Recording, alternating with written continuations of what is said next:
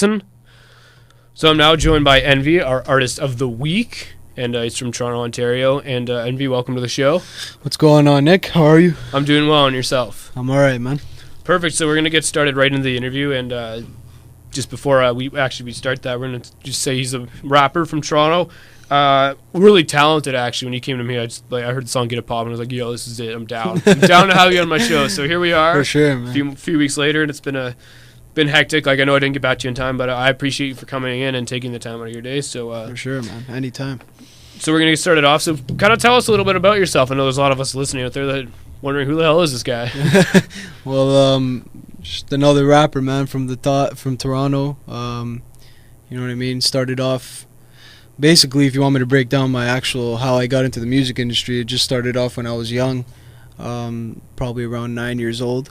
You know what I mean? I used to listen to a lot of, like, hip-hop back then. My influences were, like, DMX. You know what I mean? Yeah. You know what I mean? I got really interested in it, and then I started to realize that I can do it.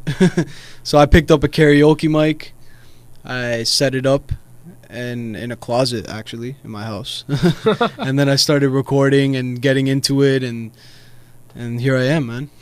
So you kind of just touched on one of my questions, which is who has been your biggest inspiration? As of now, I would say Kanye West. Probably one of my biggest inspirations. Why is that? Sorry. Why is that? He makes the kind of music that I want to make. You know what I mean? Mm. So it's like when I listen to him, it's like I want to do that. You know what I mean? So Yeah. it kind of drives me to aim for that. You know what I mean? And Totally. that's what I try to do with my ability and what I have to do that. And now you have worked with some pretty big name artists such as Jordan. You want to talk a bit about those experiences and how they helped you as a rapper get to where you are today? I mean, working with these artists, especially when they're from the city that I'm from, and seeing how hard it is to make it in this, especially this country, working with them is just an experience, a really good experience, man. You see that, like, there is a possibility of, like, you know what I mean, getting to where they're at and just achieving what you want to achieve, right? Jordan is a really, really talented artist, man. Working with him was very, very, like, good experience. He's amazing in the studio, crazy to work with, man. Very talented. And now you talked about something that I wanted to ask, and that is being from Toronto and especially being from Canada. How hard is it to really break it in the rap scene, or even just in the music scene? Like, you look at someone like Justin Bieber and how he got famous, but I mean, other than the once in a lifetime, how hard is it to break it in this scene? Wow, words can't explain it, man. You just gotta, you know what it is, man. There's a lot of negativeness when you're not known. People look down on you. You know what I mean? Yeah. So it's like people don't want to help. You have a lot of haters. People doubt you. You know what I mean? But you just got to be strong. You got to have that energy, positive energy. You know what I mean? Think you're the best. Believe you're the best. Don't think it. Believe it, and just keep going, man. It's hard, bro. Like in Canada, for sure, man. Hip hop, it's difficult. So. And how do you stay focused? What is it for you that keeps you focused? The studio. I just stay in the studio, man. Write. I try to listen to a little bit of music that is out. I like listening to myself the most, man. But if I am gonna listen to music, it's usually Kanye, Big Sean. You know what I mean? I need my influences, pick up ideas, and mostly my artists, right? From my studio. I also own a recording studio, right? So I learn a lot from my artists themselves that come in and pick up information from them. Now, you just touched on two things, but I'm going to go back to how you write. And some artists that I've had in the studio, they hear a beat and they write to a beat. And some artists, they have lyrics and they'll find it to fit a beat. How do you do it? Is it kind of a combination of both, or do you just kind of write stuff down and make a beat for it? No, the first step that I would take is I would find a beat first. I would find a beat, and then the beat would give me the idea of the song. So I'll get the idea from the beat. Usually, sometimes I'll think, okay, I want to make a song like this. So I'll go looking for a beat that'll match that. You know what I mean? Mm-hmm. Because I don't have a specific producer. So I'll usually just go on the internet, scout out whatever beats I can find a bunch, and then choose which one I want to do, and then I'll start writing the lyrics. I'll never write lyrics before I get a beat. And is there a reason for why you won't? It's just one of those things you need to have the beat down to. Yeah, I'm just one of those guys that just need it. Like, I need the beat playing, and I need to, like, okay, so when I write this line, I got to see, does it fit? You know what I mean? Does it fit in nice? Does it flow? Like, you know what I mean? And you talked about your studio and your own studio and your own production stuff. So tell us a little bit about that you're doing. The studio's called Envee Productions. Started out like back in '07. Just started off like really small, like slow. Like, it's just, basically it started out just myself. I was recording myself, and then I was like, you know what? I'm gonna put this out to the public. You know what I mean? Make it a business. See what can happen. And then clients started coming in, and one client would tell a next artist, and then that artist would be like, oh, I want to come there. And then my sound was just getting more and more of that hip hop sound and that hip hop feel. So people would come, and now it got to where it's at, which is more successful than I thought it would be. And the type of artists that come through, are they generally hip hop artists that come through? Yes, mostly hip hop. We've had some R&B singers, but mostly hip hop. And will you take other genre singers as well? Or is it just like you just sort of specialize in hip hop? Mostly, I specialize in hip hop. So most of the time, hip hop. I have had some screamo. Really? Yeah. Shout out to my boy Josh. So I've had some screamo, but mostly hip hop. Yeah. And now, being from Toronto, you're pretty passionate about it. Watching a couple videos, you're wearing the Blue Jays hat now. Is there something about Toronto that just makes you feel proud to be here? What is it? Toronto's a great city, man. The one thing I learned about Toronto is that there's a lot of talent and unheard talent. You know what I mean? Sometimes we don't get the attention that we should be getting, but once the attention is given, you come up with people like Drake. You know what I mean? Totally. People like Justin Bieber, and making a big impact on the world right now. So Toronto's a great city, man. And do you think that with social networking and social media and having a Twitter account and Facebook, that it's really helped a lot of the artists like yourself sort of break it through? Because before then, obviously, it was just kind of like selling CDs on the side of the street, and you kind of be like, who the hell's that guy, and why is he selling CDs, right? Oh, man, the social networking changed the industry, man. It made it so much more easier to put out your music and get people to hear it. I mean, it's like you can put up a song, and then within seconds, someone across the world can hear it. You know what I mean? Mm-hmm. It's like it made it getting an artist your music out much easier than back then. You know what I mean? Back then, the internet for music wasn't so targeted like that. You know what I mean? Yeah, people wouldn't go online to find mixtapes or whatever. You know what I mean? They're just going online to download other people's stuff that they'd already heard. And now, exactly. And now I find myself really just looking for the underground artists, because I am enjoying it more than I hear on the radio. Underground music is becoming popular, man. Will it be underground if it gets so popular? It's becoming more like people are looking for that underground sound. Like, the commercial stuff is kind of like, you know what I mean? Yeah. Edging off a bit. So. And I totally get that, because I find it myself, like, not that I do it just for my show to look for artists, but I find that I'm sitting there when I get some time, I'm like, you know, I want to hear something that's different. Like, I want to hear a unique beat or something that just sounds different, and I'm finding myself looking for those names I've never heard of, whether they're in Europe or Canada or the States.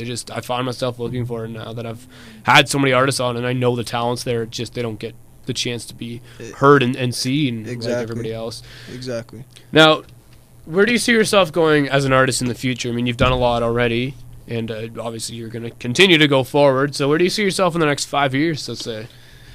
I see myself in places that I hope I can be, man. I see myself at the top. I see myself being successful. I mean, like I was telling you earlier when we were talking, whatever I'm doing, there's a million other people doing it, right? Yeah, totally. So it's like, it's just, I'm going to keep going, doing it. Nothing's going to stop me, especially not a hater.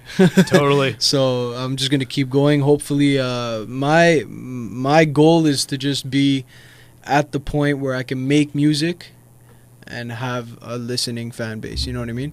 And put out a show, go to a show and have people come, and you know what I mean? I don't have to be the top notch, like, famous, you know what I mean? Right. Just at that level where I can make a living and do what I love doing, man. and that's hugely important. And now making a living, we have your mixtape in here, the best kept secret mixtape. Do you want to talk to us about this? This is brand new that I'm holding. So yeah, it just released May 9th. Took a long time, man. I mean, with me having so many artists and my own studio, so that means I record my own stuff, edit my own stuff. The amount of time that I got to put into that was spaced out a lot. So it took a while, but it's a really great project, man. Got some good features on there: Mayhem Moriarty, Jordan Croucher.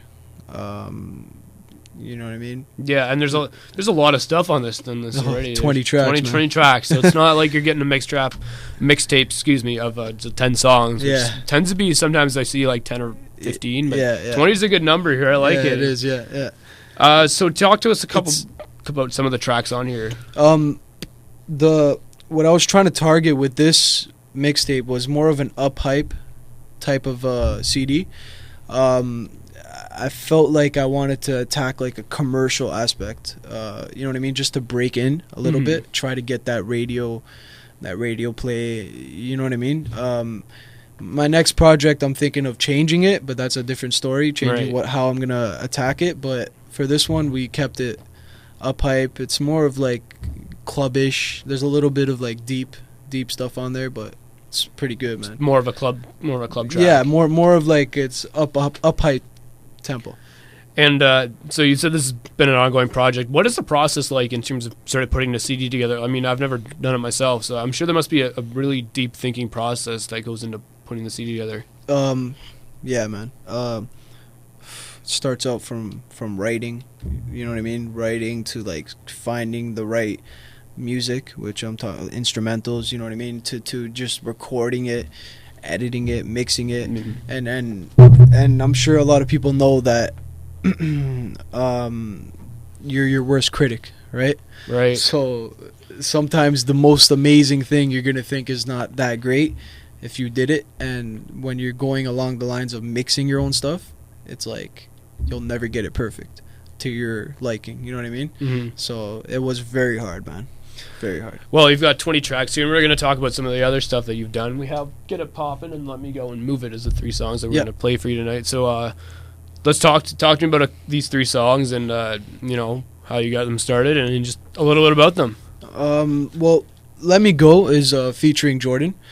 For all of you who don't know who Jordan is, it's the man who brought you Like Magic.